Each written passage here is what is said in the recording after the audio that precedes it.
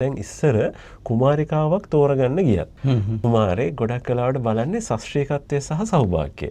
දැන් උදාහරණයකට මේ අපි කියනෝනේ මේ පාලි ස්වර්ණපාලි කියලා ගීතෙකුත් තියෙනවානේ ස්වර්ණපාලිය කියලා. ඇයි පාලියට ස්වර්ණපාලි කියන්නේ? මාමවරු 10 දෙනෙක් හිටියනේ උන්මාද චිත්‍රාගේ සහෝදරරු 10 දෙනා. ඒ කියන්නේ පණ්ඩුකාභයගේ මාමලා උන්මාද චිත්‍රාගේ සහෝදරරු 10 දෙනා. මේ 10 දෙනාගෙන් එක මාම කෙනෙක් තමයි ගිරි කියලා කියන්නේ. එතකොට ගිරිකණ්ඩ ශික කියලාත් අපි කියනවා උහුට. ඔහුගේ දියණිය තමයි මේ පාලි කියලා කියන්නේ. දැන් පණ්ඩුල් බ්‍රාහ්මණයා කියනවා පණ්ඩුකාභයට ඔබ කවදා හරි විවාහ වෙනවා නම් විවාහ වෙන්න ඕනේ සෞභාග්‍යමත් කාන්තාවක් එක්ක. මොකද කවදා හරි දවසක රටේ අගබිසව බවට පත් වෙන්නේ නැහැ. කොහොමද ඇයව අඳුරගන්නේ? මෙන්න මේ කාන්තාව තමයි මට විවාහ වෙන්න සුදුසු කාන්තාව කියලා. ඇය අල්ලන හැම දෙයක්ම රත්තරන් බවට හැරෙනවා පේනවා. චාමර දැන් ඔබ පොඩ්ඩක් මෙටි ගන්නවා ඉස්කෝලේ එහෙම කොහොමද මේ රත්තරන් වෙන්නේ කියන. හැබැයි ඔගේ පිටිපස්සේ මහානාම වඳුරු කියන කතාවක් තියෙනවානේ. අපි කියන්නේ අර අම්මලා ඒ කාලේ අපි කියනවනේ අත්ගුණේ නේද? තාමත් අපි කියනවනේ අම්මගේ අත්ගුණේ කියන්නේ. අත්ගුණේ දැන් උතන කෑම පිසිනකොට අත්ගුණේ කියන එක නේ කියන්නේ නේද? මදු පාචිකාවක් නේ මදු රහස්තරතාවක් කියනවා ඇල්ලුවත් රහයි කියන්නේ. ඇල්ලුවත් රහයි කියලා කියන්නේ කෑම ඇල්ලුවම රහ වෙනවා කියන එක නෙවෙයි. ලුණු තුන පහ හරියට දාන්න අතේ හුරුව තියෙනවා කියන එකනේ. එතකොට මේ කාන්තාවක් අල්ලන දේ රත්තරන් බවට පත් වෙනවා කියලා කියන්නේ මොකක්ද? ස්වාමියාට වාසනාව ගේනවා කියන එකනේ. ඇය නිවැරදි විතිරි කරනවා. ඇය හරි පරිස්සමෙන් දේවල් පාවිච්චි කරනවා. ඒක නිසා ඒ කාන්තාව අල්ලන ඕනෑම දෙයක් රත්තරන් බවට පත් වෙනවා. ඕක තමයි මහවංශය අපිට දෙන පණිවිඩය. එතකොට එයාට පේනවා මේ අල්ලන දේවල් රත්තරන් බවට පත් වෙනවා. මේ පණ්ඩුකාභය යනකොට මේ පාලි කුමරිය තමන්ගේ පියා ඇතුළු පිරිසකට එතකොට එදා ගොයන් කපන දවසක් කෑම අරගෙන යනවා. ආහාර අරගෙන යනවා. දැන් ඕකේ කාරණා දෙකක් වෙනවනේ. කියන්නේ පණ්ඩුකාභය රාජ්‍ය සමය වෙනකොට ලංකාවේ කෘෂි කර්මාන්තය සිදු වෙලා තියෙනවා.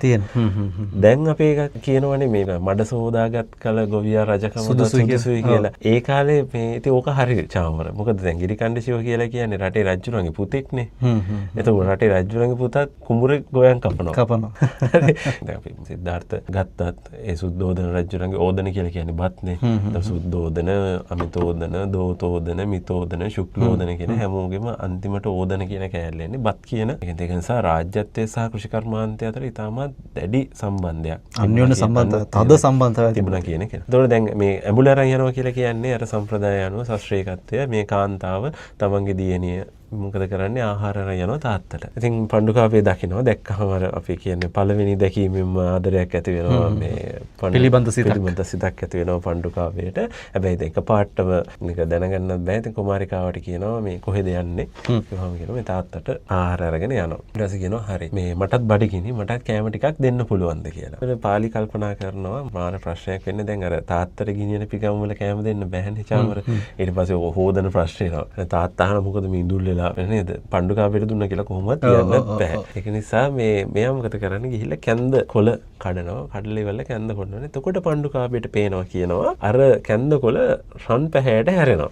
එතකොට අර ගුරුවරයා කියප එක මතක් වෙනවා. මහානාමඳුර කියනවා ගුරුවරයා කියන එක මතක් වෙලා ඇයට ස්වර්ණපාලි කියලා ආමන්ත්‍රණය කරා කියලා. එතෙන් ඉඳලා තමයි පාලි ස්වර්ණපාලි බවට පත් වෙන්නේ. ඉතින් කොහොම හරි ගිරිකණ්ඩිචිකට තමන්ගේ දියණිය අහිමි වෙනවා. පණ්ඩුකාභය හිමම අරගෙන යනවා. දැන් මේ හැමතැනකම තියෙන්නේ චාමර ලංකාව ඇතුලේ ස්වයංපෝෂිත ආර්ථිකයක් තිබුණ කියන එකනේ. අනිපොඩු පිනලා තිබ්බා. රජවරු පවා කෘෂි කර්මාන්තයේ එදිලා තිබුණා කියන කාරණාවනේ. එහෙනම් මම කියන්නේ අනාදිමත් කාලයක ඉඳලා ලංකාව මේ Tamanට අස්වැන්න ලබා දීම සඳහා මූලිකත්වය ලැබෙන ශක්ති ප්‍රභවය ඇදහිීමට ලක් කරා.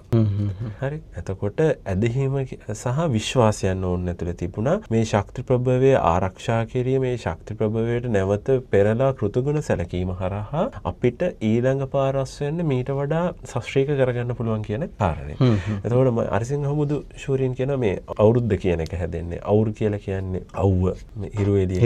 එතකොට ඉද්ද කියලා කියන්නේ මුදුන් වන කාල සීමාව. එතකොට ඉරේලිය මුදුන් වන කාල සීමාව අවුරුද්ද විදිහට මිනිස්සු හඳුන්වන්න පටන් ගත්ත කියන කාරණේ